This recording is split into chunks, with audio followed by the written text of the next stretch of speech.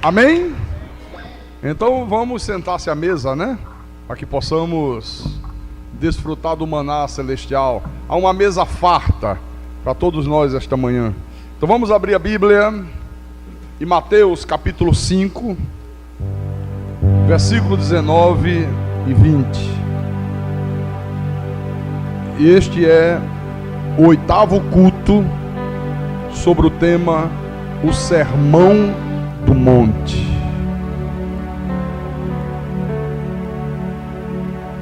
Mateus capítulo 5, versículo 19 e diante. Então o Senhor Jesus disse assim: aquele, pois, que violar um destes mandamentos, posto que dos menores, e assim ensinar aos homens, será considerado mínimo no reino dos céus.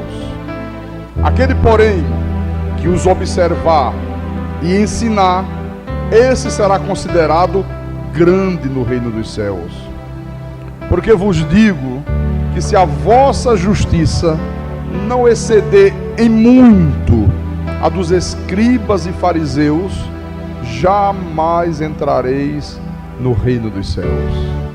Então vamos orar ao nosso Deus, para que o Espírito Santo nos dê discernimento sobre esta palavra, nos faça compreender coisas que são de vital importância para o nosso dia a dia da vida. Oremos ao Senhor Deus agora.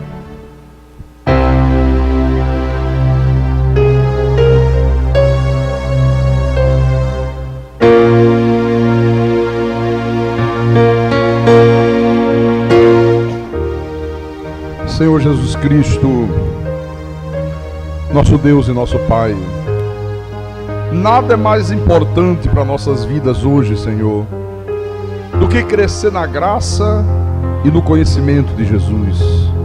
Porque hoje nós já entendemos, Senhor, que o Teu povo, quando não tem conhecimento, sofre muito. Quando nós não temos o conhecimento de Deus, nós somos destruídos na nossa firmeza, nós somos destruídos nas nossas esperanças, os nossos sonhos se destroem, nós somos destruídos porque nós não sabemos mais discernir entre o certo e o errado, entre aquilo que é luz e aquilo que é trevas, entre aquilo que é de Deus e aquilo que é do diabo. Nós não sabemos como servir ao Senhor da maneira que o Senhor quer ser servido.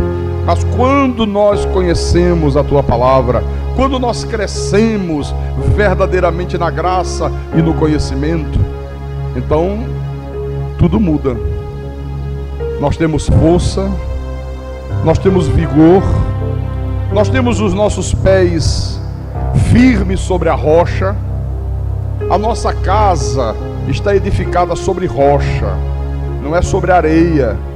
Nós não chamamos mais o bem de mal, nem o mal de bem, nem o amargo de doce, nem colocamos o doce por amargo. Nós sabemos discernir o que é das trevas, o que é da luz, o que é certo, o que é errado, o que é de Deus e o que provém do diabo. E que nessa manhã, Senhor Deus, nós possamos aumentar um pouco mais esse conhecimento, que nós tenhamos a graça, Senhor, de ter o Teu Espírito Santo nos ensinando as coisas profundas dos céus. Então fala-nos nesta manhã, ensina-nos nessa manhã, Senhor Jesus Cristo. Usa-me, meu Deus, como instrumento da Tua vontade, como pastor que o Senhor mesmo vocacionou e constituiu sobre esse ministério. E que o Teu nome venha a ser engrandecido, que o Teu nome venha a ser glorificado através de nossas vidas. Eu te peço em nome de Jesus, em nome do Senhor, e todo aquele que crer, diga amém, e amém, e amém. Diga graças a Deus. Então, meus irmãos amados, Igreja Santa de Jesus Cristo, veja que até nós chegarmos nessa parte aqui do Sermão do Monte, Nós vimos nos cultos passados que Jesus deu início a esse sermão aqui, fazendo uma descrição de todas aquelas virtudes que têm que estar presentes na vida de todo filho de Deus. Você lembra que eu disse, essas bem-aventuranças são virtudes que tem que se fazer presente na vida de todo aquele que é nascido de novo. Não é que alguma daquelas coisas vai fazer parte da minha vida, outras vão fazer parte da vida. Não, todas aquelas virtudes têm que se fazer presente. Por exemplo, aqui no capítulo 5, volte uma página atrás.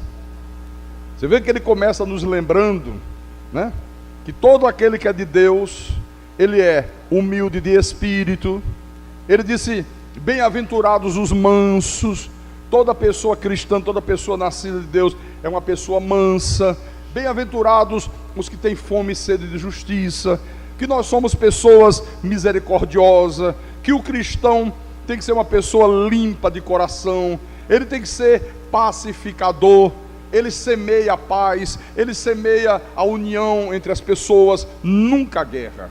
Então, em seguida, aí Jesus nos faz compreender aqui que tudo isso que nós somos, se é que verdadeiramente nós nascemos de novo, tem que se manifestar nas nossas atitudes do dia a dia da vida.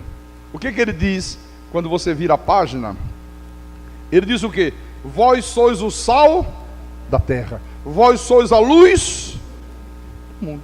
Então, a verdade, irmãos, o que Jesus estava fazendo aqui era exatamente aquilo que um pai faz, que uma mãe faz com seu filho, quando o nosso filho, por exemplo, vai para uma festa do colégio, um colega chama ele, olha, vai lá em casa, vai ter o meu aniversário. Aí o pai diz, tá bom, se apronta, eu deixo você ir no aniversário lá do coleguinha. Aí quando os nossos filhos estão prontos, vão sair, ou vão ao shopping com alguém, aí nós dizemos assim, olha, veja como é que você vai se comportar, viu?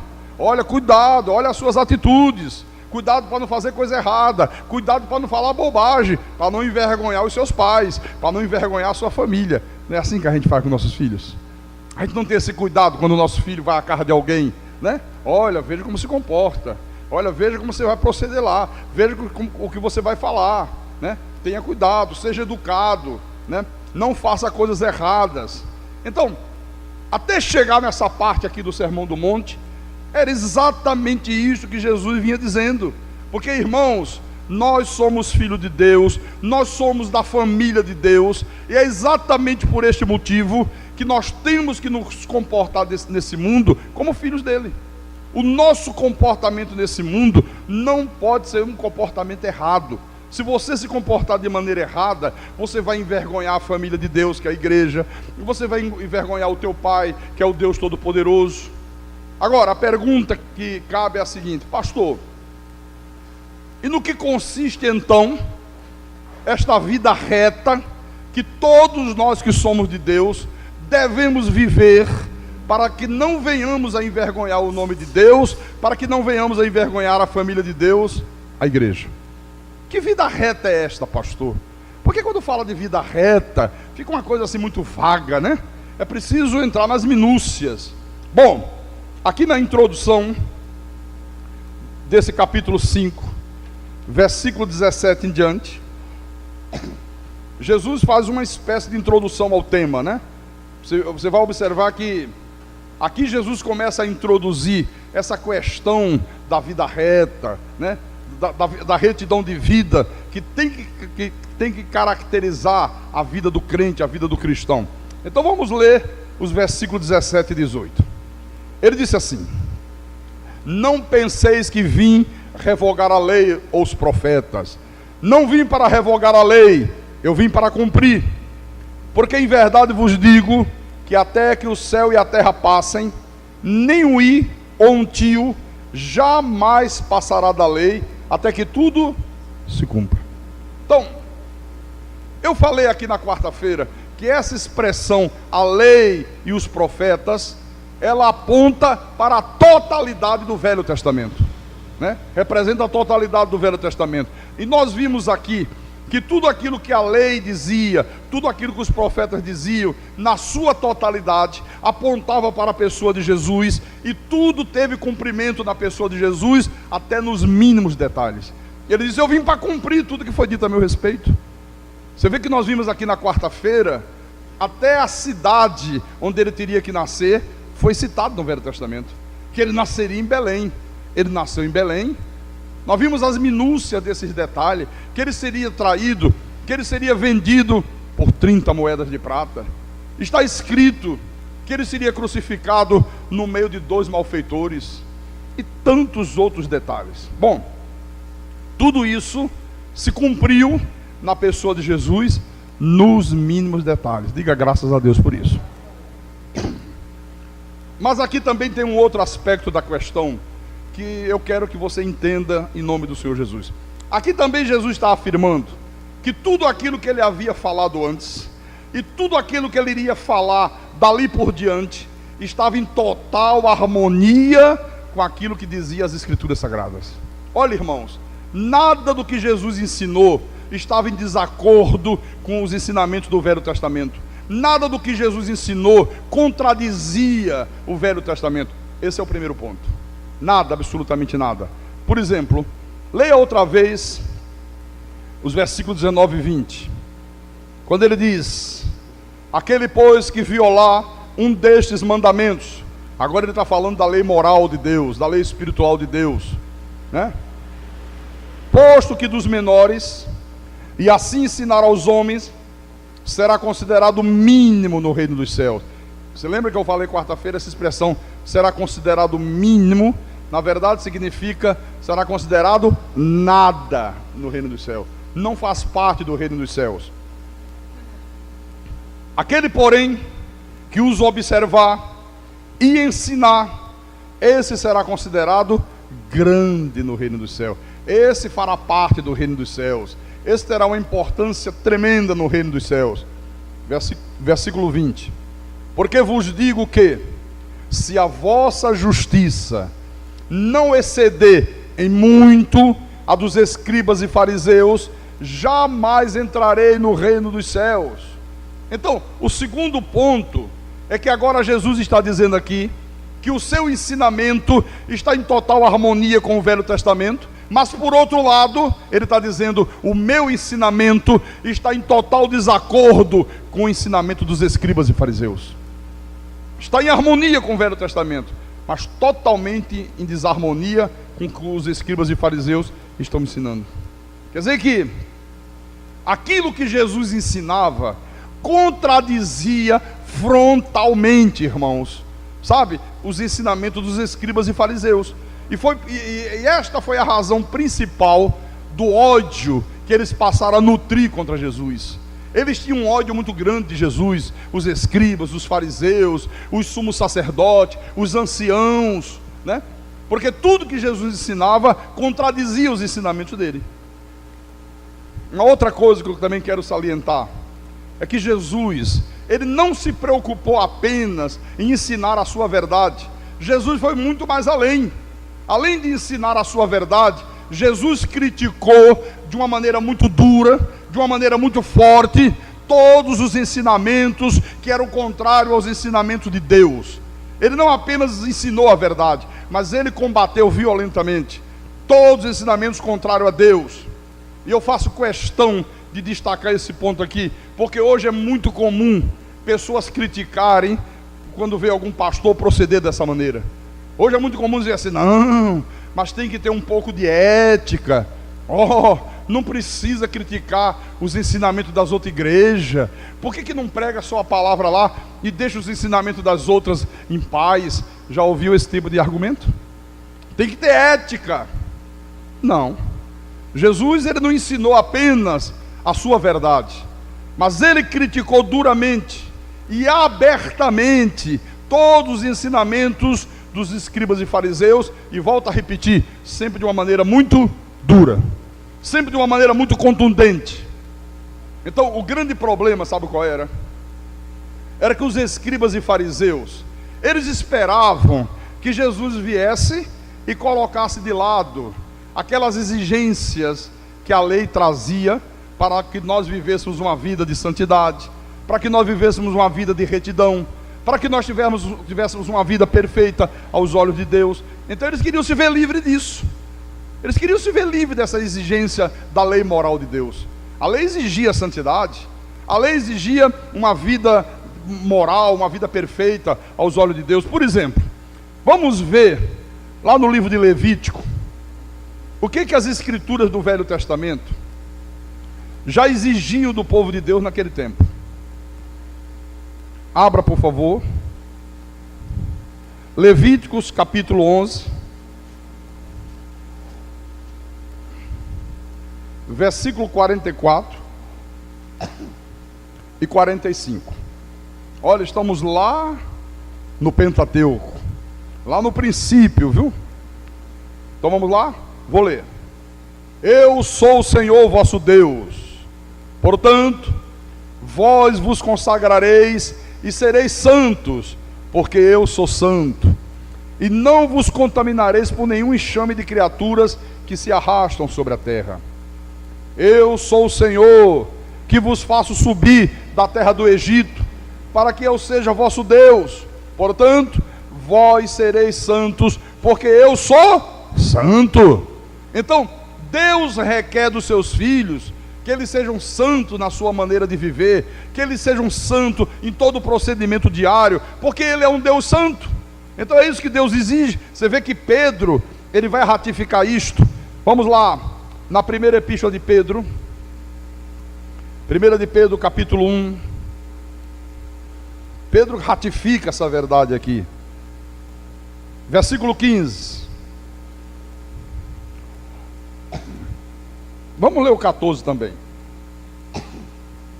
Como filhos da obediência, não vos amoldeis às paixões que tinhas anteriormente na vossa ignorância. Pelo contrário, segundo é santo aquele que vos chamou, tornai-vos santos também vós mesmos, em todo o vosso procedimento. Então, irmãos, olha, é aqui na Bíblia que nós vamos encontrar os mandamentos, que nós vamos encontrar as proibições, tudo aquilo que nós temos que observar para que nós possamos viver uma vida santa, para que nós sejamos santos em todo o nosso procedimento. Ora, o que é que esses fariseus e esses escribas fizeram diante dessas exigências de Deus? O que eles fizeram diante dessa exigência de Deus, de que o seu povo tivesse uma conduta santa, tivesse um procedimento santo? O que eles fizeram? Eles tentaram burlar tudo isso aqui, porque a verdade é que o farisaísmo, meus irmãos, olha, é um sistema tremendamente inteligente, criado pelos homens, com um objetivo. Qual foi o objetivo? Burlar as exigências de um Deus santo. Isso é que é o farisaísmo, um sistema religioso, tremendamente inteligente, visando burlar as exigências de Deus. Quer dizer, eles bolaram um sistema religioso que burlava essas exigências da lei moral de Deus. Como é que eles faziam isso, pastor? Eles interpretavam erroneamente as escrituras e ainda acrescentaram um número imenso de mandamentos que eles mesmos criaram, sabe? Como sendo mandamentos substitutivos desta lei moral de Deus. Olha o que esses homens aqui fizeram. Então eles diziam assim: bom, se você pautar a tua vida de acordo com o que nós estamos ensinando, se você pautar a tua vida de acordo com esses mandamentos que nós criamos, então você é uma pessoa de Deus, então você é uma pessoa salva. Você sabe quantos mandamentos os fariseus criaram e acrescentaram à santa palavra de Deus? 615 mandamentos. Olha, 615 mandamentos acrescentaram a palavra e diziam: se você observar isso aqui, você é de Deus, você está bem com Deus, você é uma pessoa salva, você garantiu a tua entrada no reino dos céus. E um detalhe importante: todos os 615 mandamentos eram todos eles relacionados com a conduta exterior. Eles só se preocupavam com o exterior, eles nunca se preocupavam com o interior. A preocupação deles era somente com o estereotipo. Por exemplo, eles diziam assim: não pode matar, não matarás, você não pode assassinar ninguém. Mas eles não diziam nada sobre o ódio que leva uma pessoa a assassinar o outro. Eles só falavam sobre assassinar, não pode assassinar. mas não diziam nada sobre o ódio que leva ao assassinato. Então foi aqui que Jesus começou a desmascarar essa hipocrisia religiosa, que hoje, infelizmente, está estabelecido dentro da maioria das igrejas. Hoje se vive uma verdadeira hipocrisia no mundo espiritual. E Jesus naquela época já desmascarava isso, e nós temos procurado fazer o mesmo hoje. Por exemplo, volte lá, Mateus capítulo 5, versículo 21 e 22. Olha como Jesus falou aqui. Ele disse assim: ouviste que foi dito aos antigos, não matarás, e quem matar estará sujeito a julgamento. Olha, ouviste o que foi dito aos antigos, mas foi dito aos antigos por quem? Pelos escribas e fariseus, sem discernir o espírito da letra. Veja que Jesus não disse assim: leste na lei de Moisés. Ele não falou isso.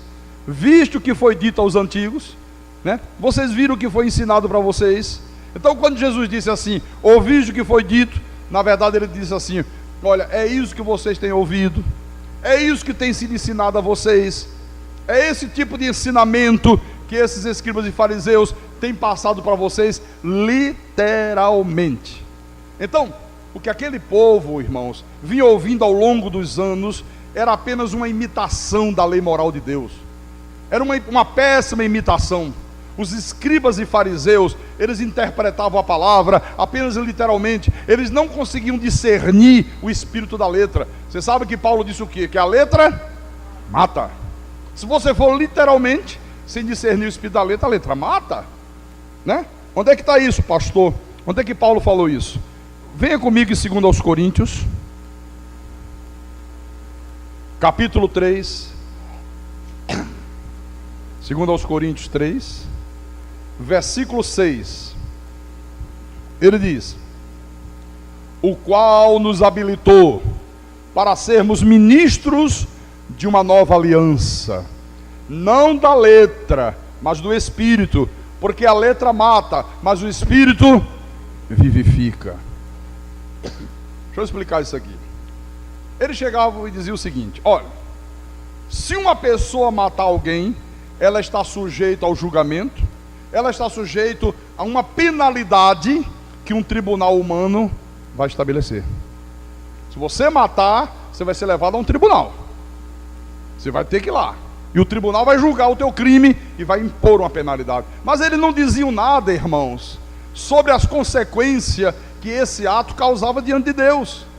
Eles não falavam nada sobre a penalidade que o próprio Deus daria ao que aquela pessoa estava fazendo. Então tudo se restringia a uma penalidade imposta pelos homens, sabe? E o que é pior, quando eles ensinavam não matarás, não pode matar, está aqui na lei, né? Eles diziam assim, a ideia deles era o seguinte: enquanto uma pessoa não assassinar outra, literalmente, ou com um tiro, ou com uma facada, ou com uma pancada na cabeça, então você está observando a lei de Deus.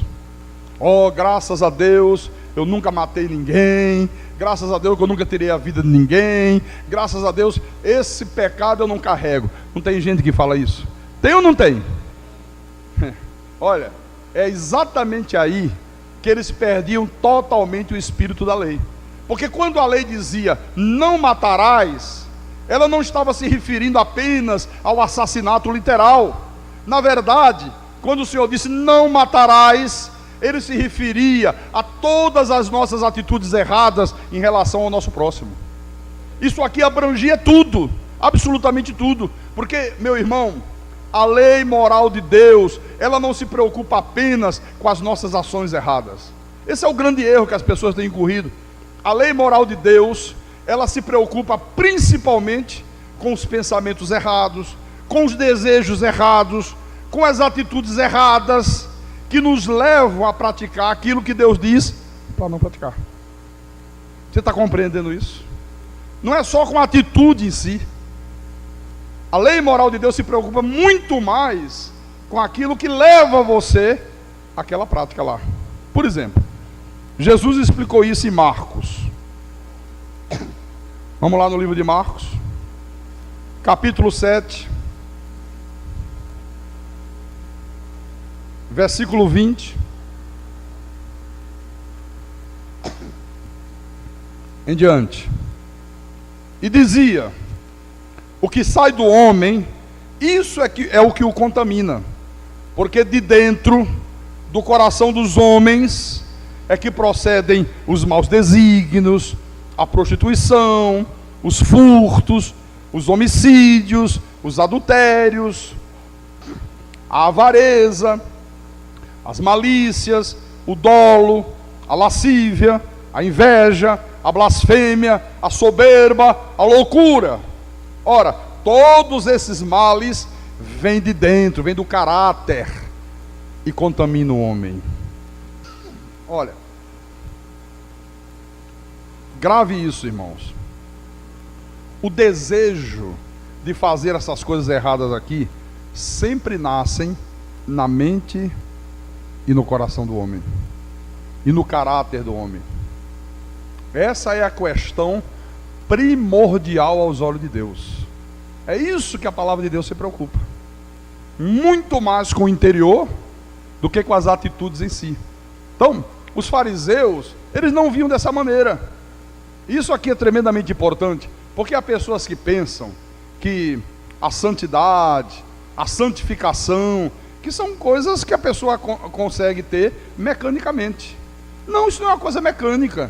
Então penso que, bom, porque não, eu nunca matei ninguém, eu nunca adulterei, eu não sou um alcoólatra, eu não me prostituo, eu não estou indo à macumba, eu não estou adorando ídolo, então eu estou cumprindo a palavra, eu estou muito bem com Deus, a minha vida espiritual está muito bem.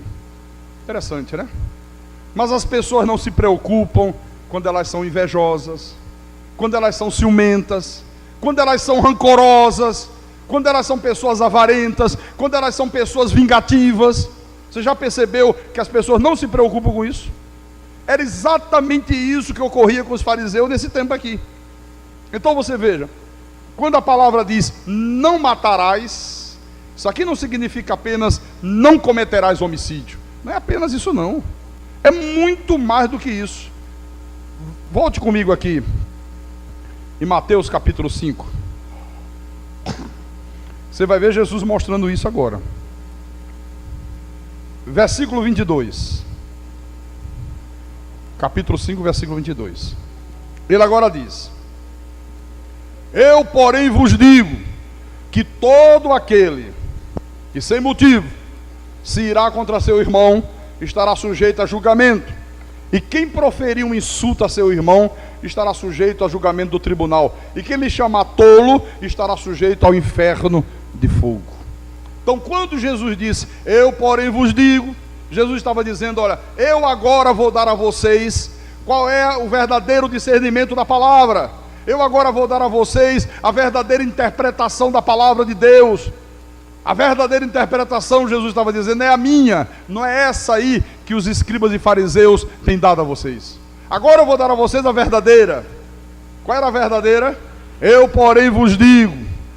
Eles só diziam assim, não matarás. Quem matar, está sujeito a julgamento. Olha, quem tirar a vida, vai ter que pagar um preço, vai ter uma penalidade. Jesus disse, não, está errado, não é só isso não. Eu vou muito mais além.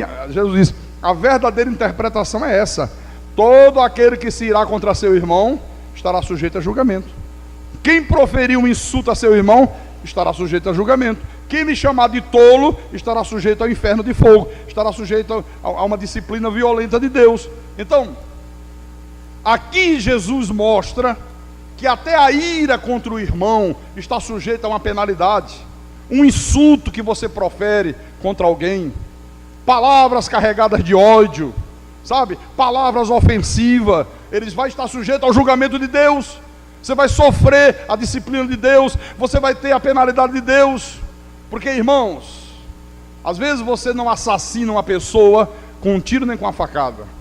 Você pode assassinar uma pessoa com palavras. Você assassina a reputação da pessoa.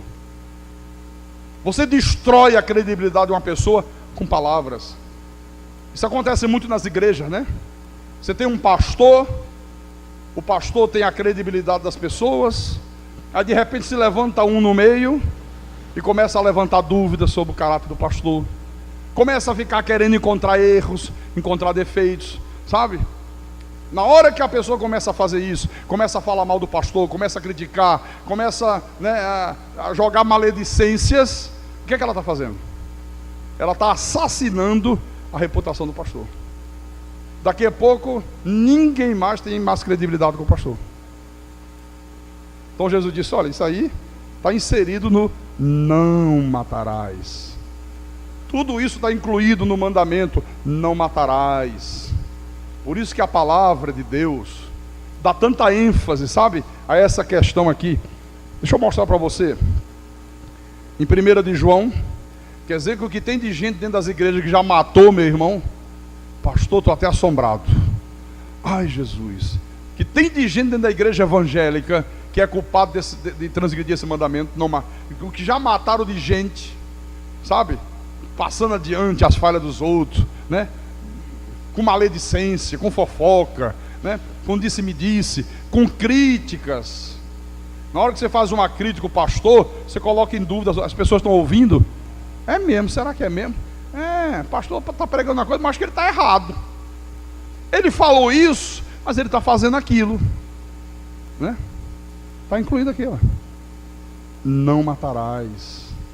Não matarás, não matarás. Bom, 1 de João, capítulo 4, versículo 20. Essa série de mensagens é um sermão expositivo. Não é um sermão evangelístico, é um sermão expositivo, é um sermão didático, viu? Então vamos lá, versículo 20. O Senhor Deus diz assim através de João: se alguém disser, amo a Deus, e odiar a seu irmão, é mentiroso. Pois aquele que não ama seu irmão a quem vê, não pode amar a Deus a quem não vê.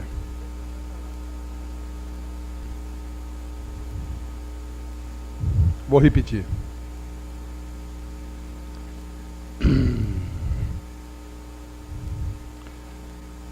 1 de João, capítulo 4, versículo 20. Se alguém disser, alguém, pode ser o pastor, pode ser um membro, pode ser um diácono, pode ser quem for, amo a Deus, e odiar a seu irmão, é mentiroso. Pois aquele que não ama a seu irmão a quem vê, não pode amar a Deus a quem não vê. Olha que verdade tremenda Deus nos diz. Se você não consegue amar quem você está vendo, como é que você vai amar aquele que você não vê? Nós nunca vimos Deus. Deus nunca esteve de uma forma física na nossa presença. Então ele diz, se você não consegue amar o teu irmão a quem você vê, você não pode amar a Deus a quem você não vê. É absolutamente impossível. Que coisa tremenda isso aqui, hein? Olha como tem gente dentro das igrejas guardando ódio, guardando mágoa. As pessoas não são perdoadoras, as pessoas não são misericordiosas, as pessoas não têm complacência com as falhas dos outros. Elas não sabem viver a palavra quando a palavra diz, suportai-vos uns aos outros em amor. As pessoas não se suportam, sabe? Eu vejo até dentro da nossa igreja, às vezes uma rusgazinha, problemas que surgem, não era para surgir, mas sempre tem, né? E de repente a pessoa que foi ofendida, mesmo sendo ofendida, mesmo estando com razão, mesmo estando cheia de direito, não é para guardar mágoa. Se a pessoa é espiritual, se a pessoa está bem com Deus, ela tem que ser superior a tudo isso. Ela tem que ser superior às críticas, ela tem que ser superior às ofensas, sabe? E normalmente não é isso que você vê. Você vê, não, olha, fulano me paga. Ah, mas não vou deixar passar em branco de jeito nenhum. Ah, eu nem suporto mais olhar para fulana. Eu nem suporto mais olhar para Beltrano. Tenho até nojo, quando chego já sai de perto. Está aqui, ó. Você ama a Deus? Amo. Não. Você é mentiroso. Se você age dessa maneira com o teu irmão que você vê, você não consegue perdoar, você não consegue amá-lo, você não consegue também amar a Deus que você não vê. Você está mentindo, você está fingindo. E ele diz mais: no capítulo 3 dessa mesma epístola, versículo 15, olha o que ele diz: todo aquele que odeia seu irmão é assassino. Pastor Carlos Magno, eu pensava que assassino era só quem tirava a vida mesmo, quem matava, o sujeito estava no caixão, enterrou, olha, é um assassino. Não, Jesus está dizendo: todo aquele que odeia seu irmão é assassino. Ora, vós sabeis que todo assassino não tem a vida eterna permanente em si. Toda pessoa que é assassina, toda pessoa que odeia, ela não tem aquela vida eterna, aquela vida permanente, aquela vida que não se acabará nunca mais. Ela não tem isso na vida dela. Ela não tem a vida eterna de Deus. Ela não tem o Espírito Santo. Como foi o caso de Caim. Caim nunca teve vida eterna. Caim nunca teve o Espírito de Deus. Por isso que assassinou seu irmão. Viu? Foi um assassino cruel. Matou mesmo, né? Mas o que que levou Caim a matar? A inveja, o ódio. Ficou com inveja do irmão. Ficou com ódio do irmão, com ódio de Deus. Foi lá e assassinou o irmão. Bom, olha, irmãos, isso aqui é tremendo, viu? Tremendo, tremendo, tremendo, viu? Isso aqui deixa muita gente aí de cabelo em pé, viu? Volte lá em Mateus capítulo 5, versículo 23. Jesus continua. E ele diz: se, pois, ao trazeres ao altar a tua oferta, ali te lembrares de que teu irmão tem alguma coisa contra ti, deixa perante o altar a tua oferta, vai primeiro reconciliar-te com teu irmão, e então voltando, faze a tua oferta. Jesus está dizendo aqui: se quando você for cultuar a Deus, prestar o teu culto, ofertar o teu louvor, ofertar a tua adoração, dar a tua oferta financeira a Deus, os teus dízimos, ele disse: naquele momento do culto, você se lembrar que há algum desentendimento entre você e um irmão qualquer, antes de você cultuar a Deus, antes de você louvar a Deus, antes de você adorar a Deus, antes de você ofertar, antes de você dizimar, vai primeiro e corrige as tuas relações com aquele irmão lá. Depois você me cultua, depois você abre a boca e me louva, depois você abre a tua boca e me adore. Porque, irmãos, sem essa reconciliação, o culto a Deus vira uma hipocrisia. Vira uma hipocrisia. Então chegou na igreja: vou adorar a Deus, vou cultuar a Deus. Caramba, tem um problema entre eu, um exemplo, né? Entre eu e o Henrique. Tivemos um desentendimento, ficamos meio amargurados um com o outro. Deus está dizendo que eu não posso adorá-lo, eu não posso cultuá-lo, se eu primeiro não consertar isso. Antes do culto, Henrique, vem cá, se ele não tomar atitude, eu tomo, vem cá. Eu vou fazer minha parte, meu irmão. Aquilo foi uma bobagem, vamos deixar aquilo para lá. Nós somos irmãos em Cristo, né? Vamos viver na paz. Nós somos pessoas pacificadoras, nós somos pessoas limpas de coração, nós somos pessoas mansas, viu? Então não é bom que haja desentendimento. Vamos dar cá um abraço, dá um abraço. Estamos bem agora, estamos em nome de Jesus, amém. Acabou. E passou uma borracha, acabou o desentendimento. Aí Deus disse: então você vem e agora me cultue. Agora você pode me louvar, agora você pode me adorar, agora você pode ofertar, agora você pode dizimar. Porque senão vira uma hipocrisia. Quer dizer que a reconciliação humana tem que preceder a reconciliação divina. Amém, meus irmãos? Será que alguém aqui na igreja está precisando disso? Será que há pessoas aqui que o relacionamento com outro irmão está estremecido? Não está muito bem? Tem algumas rusgas? Tem algumas mágoas? Tem alguma coisa que está incomodando? Tem alguma coisa quando olha para o outro assim, sente um calafrio? Ai, olha, não sei o que é. Quando eu olho para o irmão fulano, chega a me arrepio todo. Então tem coisa muito errada entre você e ele. Estão os dois muito mal, obrigado. Muito mal mesmo, né? Bom, Mateus, capítulo 6, versículo 15. Se, porém, não perdoardes aos homens as suas ofensas, né? Tampouco vosso Pai vos perdoará as vossas ofensas. Olha, se você não é capaz de perdoar, tampouco você é capaz de ter sido perdoado. Então você não foi perdoado. Então você não foi perdoado de nada. Porque toda pessoa, meu irmão, que tem consciência de que Deus já perdoou os seus pecados, de que Deus já perdoou as suas ofensas, ela se torna obrigatoriamente uma pessoa perdoadora. Se não é perdoadora, é porque não tem consciência de que foi perdoado. Não foi, é isso que Jesus está dizendo aqui.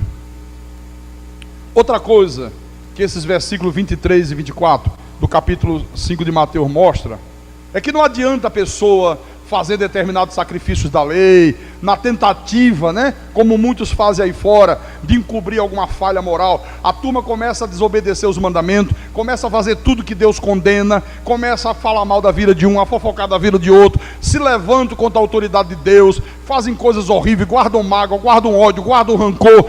São pessoas com espírito cheio de vingança, não são pessoas perdoadoras. Aí o que é que elas fazem? Eu vou jejuar a semana toda. Semana toda eu estou jejuando, estou me consagrando a Deus, achando que o jejum vai consagrar para Deus. Não, senhor, não adianta não. Não resolve a parada, é isso que Jesus está dizendo também aqui. Porque, irmãos, olha, esses fariseus aqui, eles eram extremamente hábeis nessa manobra. Isso que você vê hoje acontecer dentro da igreja, já acontecia com esses homens. Eles frequentavam os cultos regularmente, eles davam o dízimo de tudo, eles jejuavam, mas eles negligenciavam, Jesus disse, os preceitos mais importantes da lei. Os preceitos mais importantes da palavra. Vamos ver isso aqui. Mateus capítulo 23. Olha como esse espírito farisaico está enraizado dentro das igrejas. Inclusive da nossa também.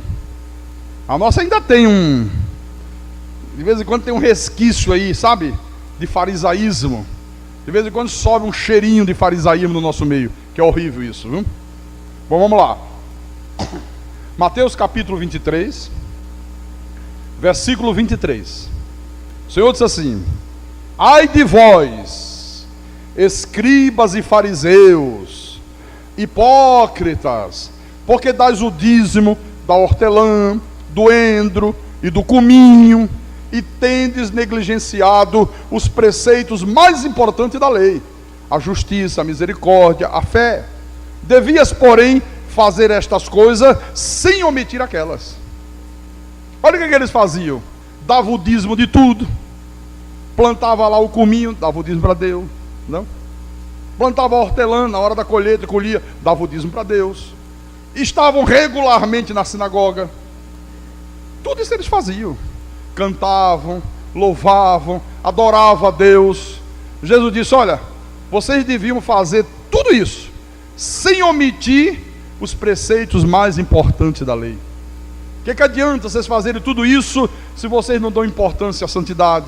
Vocês são fofoqueiros, vocês assassinam as pessoas moralmente, vocês são pessoas desonestas, vocês são pessoas vingativas, vocês são pessoas que guardam ressentimento dentro do coração, vocês não são pessoas perdoadoras, mas estão lá dando dízimo, dando oferta. Vocês estão pensando que isso aí vai limpar a culpa moral de vocês? De modo nenhum. Não é isso que se faz na lei? Todo mundo fazendo coisa errada. Olha, irmãos, vamos fazer uma vigília sexta-feira. É a oportunidade de você se limpar com Deus, viu? Olha, uma noite toda orando, você vai sair daqui limpinho, levinho. Aí a pessoa vem e sai da vigília crente que limpou a barra com Deus. Não adianta. Não adianta. Nenhuma obra da lei, nenhum sacrifício, nada que você fizer serve para reparar a tua culpa moral. Serve para reparar a transgressão da lei, a transgressão da palavra. Olha como os fariseus eram hábeis nisso. Não, desde que eu dei o meu dízimo, desde que eu dei a minha oferta. Não, eu não estou mais frequentando lá. Eu não estou mais ouvindo a graça. Mas olha, eu amo essa graça. Todo mês eu deixo meu dízimo lá. Lembra? Eu digo, o cara vem todo mês trazer o dízimo, não vem mais para a igreja, e acha que trazer o dízimo deixa ele bem com Deus. Está compreendendo? É como se aquilo acalmasse a consciência da pessoa. Tá? Ele tem uma sensação de bem-estar com Deus, mas é só uma sensação. É uma falsa sensação de bem-estar. Não está bem com Deus, não adianta. Viu? Era assim que os fariseus viviam. Por isso que Jesus era duro. Ai de vós, leia outra vez. Ai de vós, escribas e fariseus, hipócritas. Olha a palavra dura, hipócrita. Vocês são hipócritas. Vocês são verdadeiros atores. Essa palavra hipócritas, do latim é upocrises. Essa palavra significa atores de palco. Já viu um ator de novela? Ele faz um personagem, mas na vida real ele não é aquilo. Ele está apenas interpretando o personagem, né? Às vezes faz um personagem mau, e às vezes é uma pessoa tão boa, né? Mas ele está interpretando aquilo. Tem gente que interpreta ser cristão. Tem gente que é um verdadeiro ator, finge ser crente e engana a gente. Você olha assim e diz, poxa, vocês são verdadeiros atores, fariseus. Vocês são verdadeiros atores. Quem não conhece a palavra e olha para vocês, acredito que vocês são de Deus. Acredito que vocês têm temor a Deus. Acredito que vocês amam a Deus. Mas vocês não amam nada. Vocês não são capazes nem de amar o próximo a quem vocês estão vendo. Como é que vocês vão amar aquele que vocês não veem? Vocês acham que só é culpado de transgredir a palavra se matar literalmente a pessoa? Mas vocês matam com palavras. Vocês matam com suas maledicências. Então vocês são verdadeiros atores. E além do mais, eram pessoas tremendamente arrogantes. Aqui no livro de Lucas,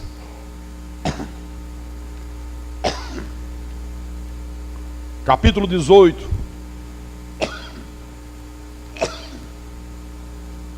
versículo 9 em diante. Olha só. Propôs também esta parábola a alguns que confiavam em si mesmo, porque se consideravam justos e desprezavam os outros. Olha, isso aqui é tremendo, hein? O que tem de gente por aí, se considerando justo aos seus próprios olhos, né? Não, eu sou justo, eu sou santo, eu não uso calça comprida, eu não corto cabelo. Os outros, essas que cortam aí, essas que usam calça comprida, quero nem ver. Não, eu sou justo, eu não tenho televisão em casa. Esses outros aí que tem, sabe? Olha os fariseus, justo aos seus próprios olhos, desprezava os outros. 2 homens subiram ao templo com o propósito de orar, um fariseu e outro publicano. Interessante, né? Por que Jesus colocou um fariseu e um publicano nessa parábola? Porque o publicano, naquela época, era considerado o pior tipo de gente que tinha. O publicano, na verdade, era um judeu, a maioria deles, que estavam trabalhando a serviço de Roma. Então Roma dominava Israel, trazia o povo judeu subjugado, e ele se prestava a trabalhar para o inimigo, a recolher impostos, a extorquir dinheiro do povo. Então era considerado o pior tipo de gente que tinha. Gente sem caráter, gente desonesta, gente desumana, gente que faz tudo por dinheiro.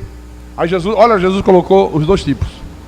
O fariseu, que se julgava justo aos seus próprios olhos, que se julgava muito bem com Deus, que se julgava cumpridor das exigências de Deus, e o outro que não valia nada. Aí ele disse assim, versículo 11: o fariseu, posto em pé, orava de si para si mesmo desta forma. Olha a oração do fariseu: ó Deus, graças te dou, porque não sou como os demais homens, roubadores, injustos e adúlteros, nem ainda como este publicano aí, olha lá, nem como esse outro aí. Jejuo 2 vezes por semana, dou o dízimo de tudo quanto ganho. Senhor, Eu dou graças a Deus, porque eu não falto os cultos. Eu dou graças a Deus, Senhor, sabe? Porque eu tenho uma Bíblia desse tamanho. Eu dou graças a Deus porque eu fiz um seminário, recebi um diploma. Você pensa que essas coisas são importantes? São importantes, se você não negligenciar os preceitos mais importantes da palavra. Jejuo 2 vezes por semana, dou minhas ofertas, dou meu dízimo. Versículo 13. O publicano, disse Jesus, estando em pé, longe, não ousava nem ainda levantar os olhos aos céus, mas batia no peito dizendo: ó Deus, sê propício a mim, pecador. Olha, distante. O homem não conseguia nem levantar os olhos para os céus, cheio de temor a Deus, cheio de consciente da sua pecaminosidade, consciente da sua fragilidade, consciente dos seus erros. Ó Deus, por favor, Senhor, sê propício a mim, pecador. Por favor, ouça pelo menos a minha oração. Deus, tenha misericórdia de mim. Eu sou um homem pecador, meu Deus. Senhor, eu sou carente da tua graça. Eu sou uma pessoa tão cheia de erro, tão cheia de defeito. Eu não valho nada, mas eu estou suplicando ao Senhor nesta hora. Que diferença de oração, hein? O outro: não, graças te dou, porque eu não sou como os demais homens, desonestos, roubadores, injustos, tá, nem como esse publicano aí. Eu não sou como esse sujeito lá. Eu dou o dízimo de tudo, eu jejuo 2 vezes por semana. Então, o que é que Jesus diz aqui? Digo-vos, versículo 14, que este, o publicano, desceu justificado para casa, e não aquele, porque todo que se exalta será humilhado, mas o que se humilha será exaltado. Quer dizer, eram arrogantes, eram prepotentes, se consideravam justos aos seus próprios olhos, desprezavam as demais pessoas. Eu disse: olha, quer saber de uma verdade? Esse publicano aí voltou justificado para casa. Esse já se tornou justo aos olhos de Deus. Esse já foi, atendido na sua oração. Esse é um eleito de Deus. Esse outro, não. Esse aí só tem aparência de ser de Deus. Na verdade, é um sepulcro caiado, é um hipócrita. E eu quero terminar, meus irmãos, dizendo para você que o nosso culto a Deus, o nosso louvor a Deus, a nossa adoração a Deus, não tem nenhum valor, mas escute bem, nenhum valor, se você continuar praticando coisas erradas, que você tem consciência de que aquilo é errado. Que às vezes você pratica alguma coisa errada por ignorância.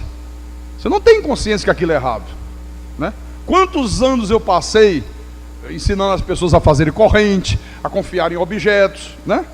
Mas foram os tristes anos da ignorância, da incredulidade.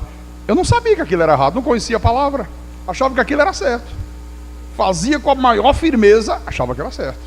Hoje eu sei que é errado. Então hoje eu não posso mais fazer aquilo, porque eu tenho certeza que aquilo é errado. Pastor, mas por que o senhor não faz assim de leve, para encher a igreja?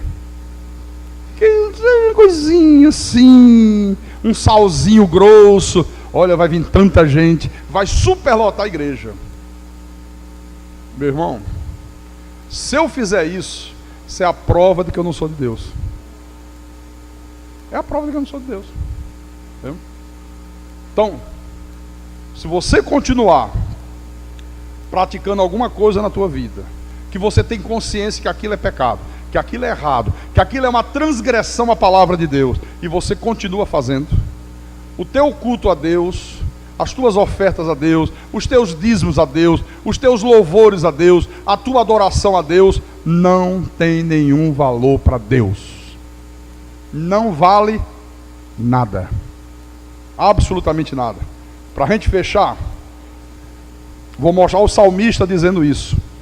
Salmo 66, versículo 18. Acharam? Salmo 66, versículo 18.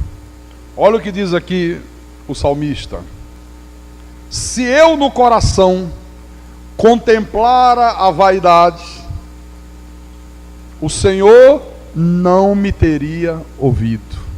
Se eu no coração contemplasse o erro, continuasse no erro, se eu no meu coração continuasse fazendo coisas erradas, que eu sei que são erradas, que eu sei que eu não devo fazer, que eu sei que eu não devo praticar, se eu no meu coração continuo a falar mal de um, a falar mal de outro, a ser um fofoqueiro, a ser um maledicente, se eu no meu coração continuo criticando a autoridade de Deus, se eu no meu coração continuo guardando mágoa, continuo guardando rancor, não sou perdoador, sei que tem que perdoar, não perdoo, se eu continuo faltando o escudo da igreja por motivos banais, se eu não levo a sério a minha vida espiritual, tendo consciência que eu tenho que levá-la, ele disse, se eu continuasse assim, o Senhor não me teria ouvido.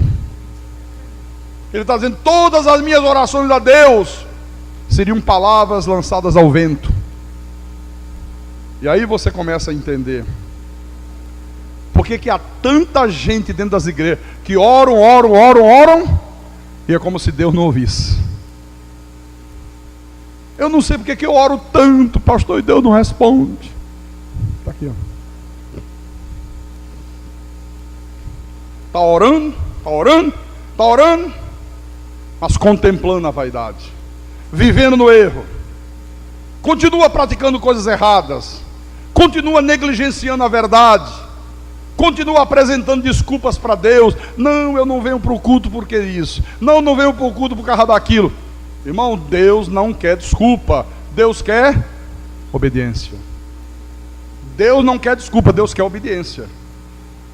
O povo de Deus tem uma péssima mania de apresentar desculpas para Deus.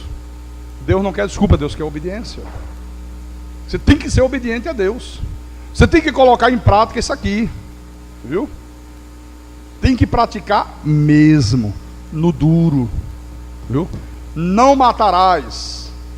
Não posso matar ninguém, não posso tirar a vida de ninguém, não posso assassinar a moral de ninguém, não posso falar coisas que venha a corroborar para destruir a reputação daquele, não posso falar coisas que venha tirar a credibilidade daquele outro, não posso falar coisas que venha colocar dúvidas sobre a vida do outro, senão eu estaria assassinando aquele irmão lá. Viu?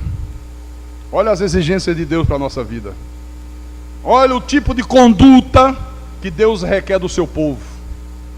Você pensa que ser de Deus é apenas vir ao culto, cantar um hino, 3 hinos para Deus, levantar a mão, fechar os olhinhos e dizer, Jesus, eu te amo, mas que a abelha ama a flor, aleluia.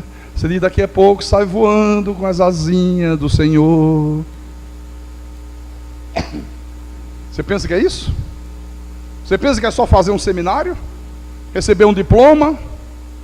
Você pensa que ser cristão, ser de Deus, é apenas dar um dízimo, dar uma oferta? Não. O Senhor disse, nem todo aquele que diz, Senhor, Senhor, entrará no reino dos céus, mas aquele que faz jejum 2 vezes por semana como fariseu. Não, tem que ser mais, 5 vezes por semana. Aí garante a entrada direto. Não. Mas aquele que faz vigília, mas aquele que não ouve uma música do Roberto Carlos nem por decreto do rei. Não. Absolutamente não. Mas aquele que faz a vontade do meu Pai que está nos céus. Ele disse, esse é o que entra no reino. Como a igreja está equivocada, hein? Como tem gente dentro das igrejas, meu irmão, achando que está no reino dos céus, que tem o passaporte para a vida eterna, está literalmente errado. Senhor, eu preguei em teu nome. Foi? Muito bem. Senhor, em teu nome eu curei enfermos. Em teu nome eu mandei demônio sair, o encosto, o satanás, o capeta. Foi? Nunca vos conheci. Nunca vos conheci. Apartai-vos de mim, os que praticais a iniquidade. Quanta surpresa, hein, irmãos? Quanta surpresa, pastor. Olha, aquela pessoa estava lá na igreja com a gente, pastor. Eu pensava que era de Deus. Olha, disse que profetizava, disse que tinha visões, que via anjo voando, trombeta de ouro. Eu nunca vi nem o bocal da trombeta, quando mais a trombeta. Pastor, eu achava que esse estava garantido. Eu pensava que eu não valia nada. Hoje eu estou aqui entrando nos céus e estou vendo Jesus dizendo: apartai-vos de mim, maldito, para o fogo eterno. Está vendo, irmãos? Olha, o que vale para Deus são os motivos. A motivação que levou você a fazer aquela coisa errada. Nós vamos ver no outro culto. Não adulterarás. Graças a Deus, pastor. Desse erro eu não morro. Isso aí jamais eu hei de fazer. Já fui muito tentado, mas não caio. Já caiu. Já caiu, meu irmão. Jesus disse: não, senhor fariseu. Todo aquele que olhar para uma mulher com intenções impuras no pensamento, já adulterou com ela. Não, já fui muito tentado. Já olhei assim, me deu uma vontade, mas eu não caio, eu não caio. Você já caiu, rapaz. Você já adulterou, já é culpado do adultério. Pastor amado, as exigências de Deus são tremendas. Tremenda. Por isso que eu tenho dito, irmãos, nós não podemos parecer crentes, nós não podemos parecer cristãos, nós temos que ser verdadeiramente cristãos, em nome de Jesus Cristo, amém? E quem tem ouvidos, ouça o que o Espírito falou à igreja nesta manhã, em nome de Jesus Cristo e para a glória do Deus Todo-Poderoso. Oh, aleluia, meu Deus. Fique de pé, feche os teus olhos, curva a tua cabeça, eleva o teu pensamento a Deus nesta hora. Vamos fazer uma reflexão do que nós ouvimos aqui nesta manhã.